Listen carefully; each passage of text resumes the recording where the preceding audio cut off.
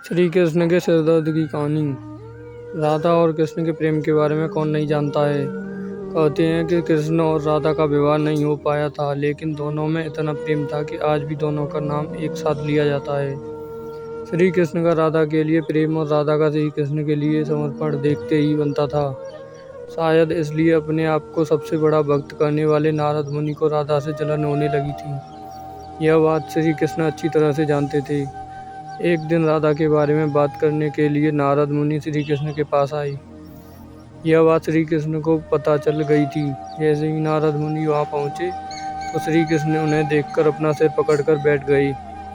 नारद मुनि ने श्री कृष्ण से पूछा कि क्या हुआ प्रभु, आप ऐसे अपने सिर को पकड़कर क्यों बैठे हैं। श्री कृष्ण ने कहा, हे नारद मुनि, मेरा सिर दर्द कर रहा है।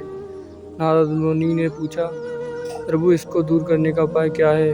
तभी श्री कृष्ण ने कहा, अगर मैं अपने सबसे बड़े भक्त का चरणामृत पी लूँ तो इसे दूर किया जा सकता है।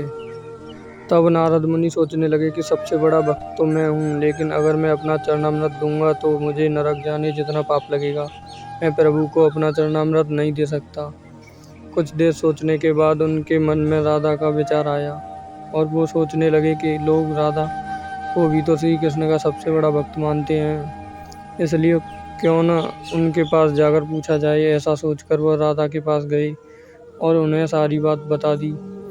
राधा ने जैसे ही सुना, एक बर्तन में अपने पैर धोकर चरणामृत नारद मुनि को देते हुए कहा, हे मुनिराज, मुझे नहीं पता कि मैं उनकी कितनी बड़ी भक्त हूँ, लेकिन मुझे यह पता है कि श्री कृष्ण को अपना चरणामृत देने से मुझे नरक में जाने जितना पाप लगेगा और मुझे नरक जितनी यातना सहन करनी पड़ेगी।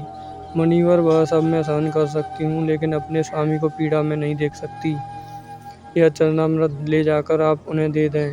राधा की बात सुनकर नारद मुनि का सारा घमंड चूर चूर हो गया और उनको पता चल गया कि राधा ही सबसे बड़ी भक्त है और श्री कृष्ण ने यह लीला मुझे समझाने के लिए ही रची थी। जब नारद मुनि राधा के पास से वापस आ रहे थे तो उनके मुख से केवल राधा के नाम की ही धुन सुनाई दे रही थी। जब वे श्री कृष्ण के पास पहुंचे तो देखा कि श्री कृष्ण उनको देखकर केवल मुस्कुराए जा रहे हैं और नारद मुनि ने भी सारी बात को समझकर उन्हें प्रणाम करते हुए कहा, राधे राधे।